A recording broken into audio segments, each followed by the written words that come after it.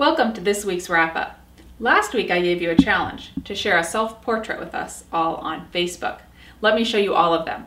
Yes, all of them, because I'm cool like that. Cody Graham posted this photo, and what a cool photo it is. I love the old truck, and I love the natural but bright colors. I adore it. Courtney Ortiz-Say posted this. So cute but pensive. I love, love, love the blue hair.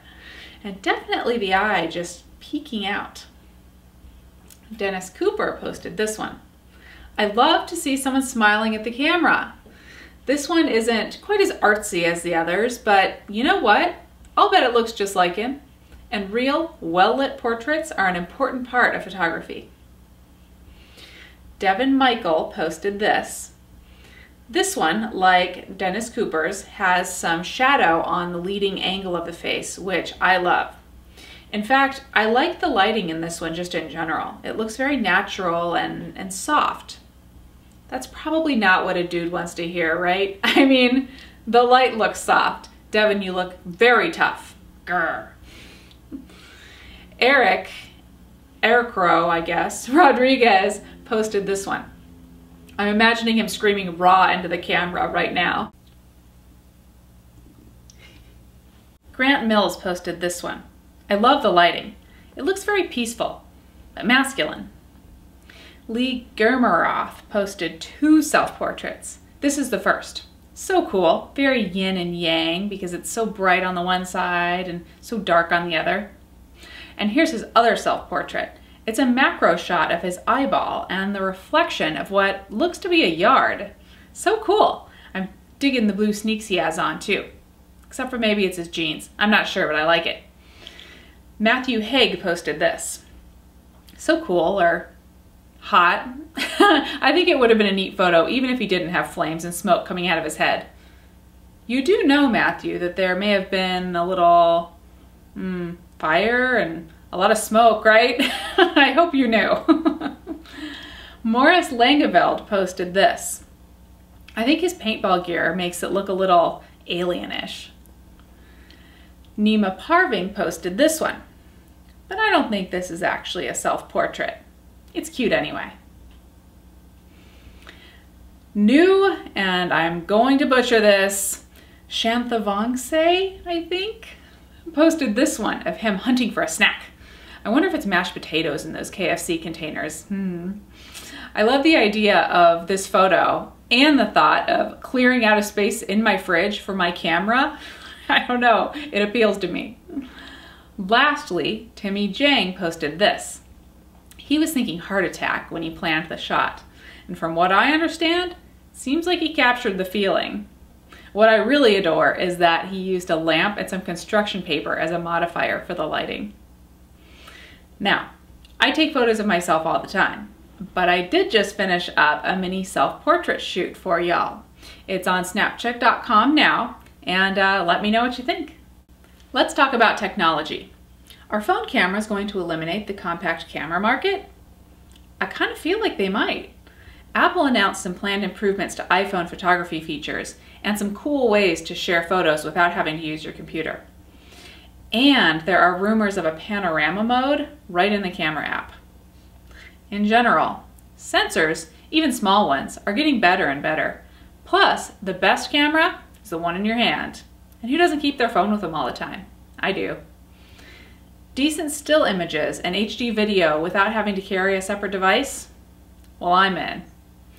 I mean, I wouldn't trade my DSLRs for anything, but I can't slide them into my pocket, nor can I take calls on them. Hello? Hello? Hello? Hello? On the other hand, I can't mount my 70-200 f2.8 to my iPhone.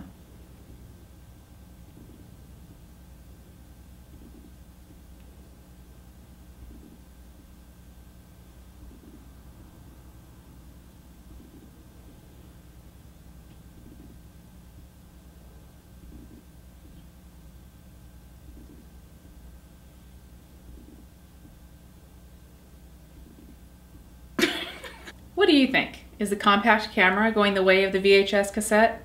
I asked my Facebook folks to give me 5 questions to answer. I got quite a few questions, so I chose 5 to answer in this video. Question 1. Andy Archer asks how you can get the best results without buying expensive lighting. My answer to that is complicated. Or maybe it's simple. Anyway, Andy, it all depends on what result you're looking for and what you consider expensive.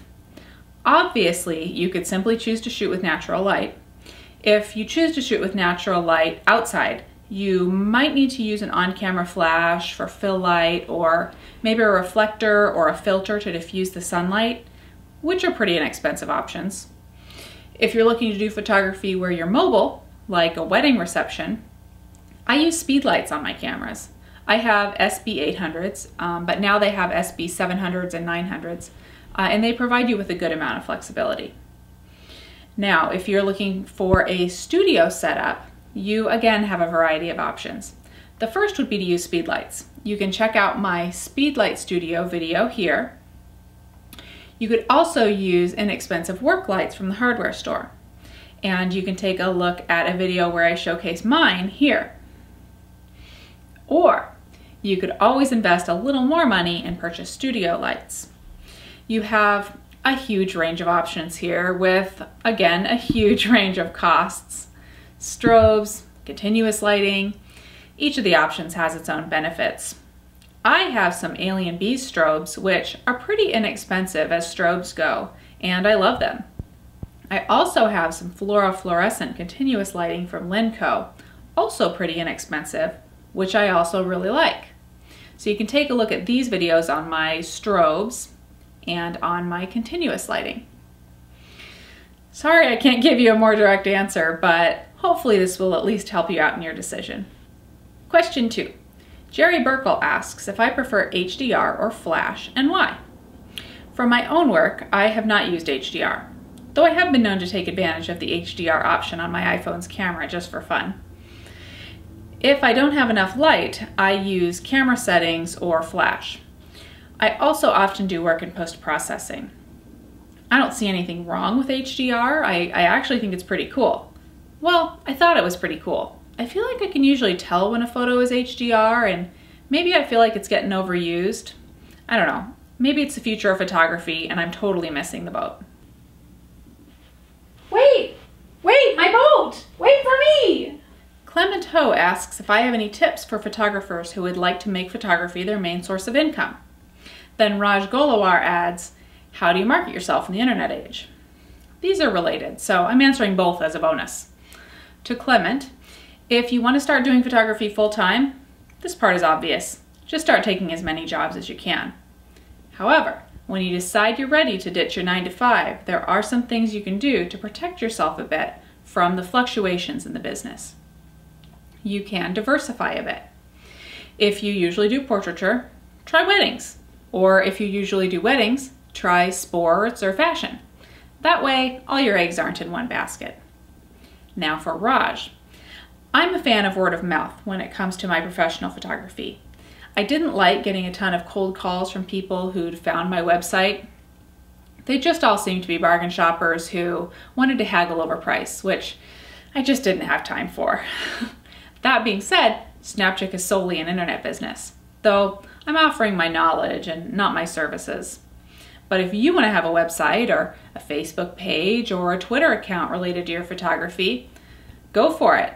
Just prepare yourself for a lot of calls that don't actually turn into jobs. But, if you're okay with that, try out a website.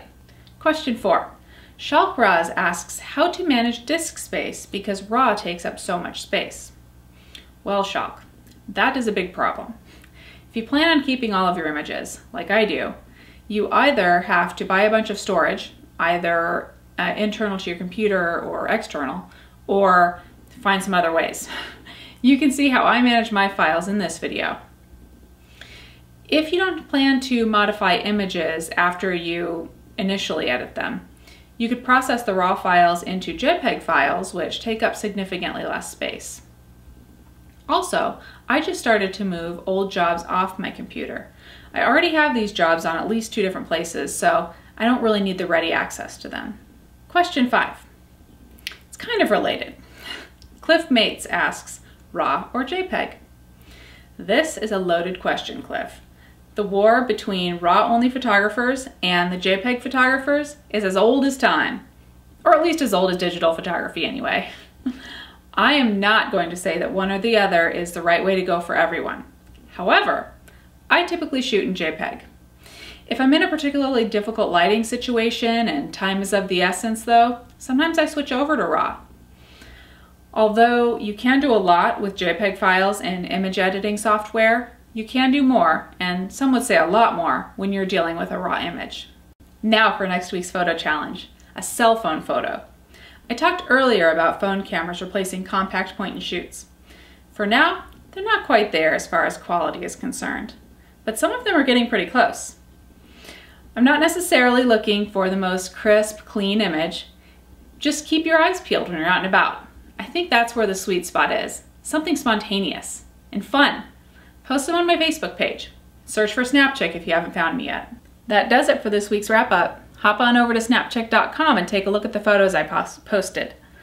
Also, super cool SnapChick VIPs, you will get a full gallery this weekend and the new VIP video show this weekend, so stay tuned. And I'm so looking forward to seeing your cell phone photos this week. Let me know if you have any questions.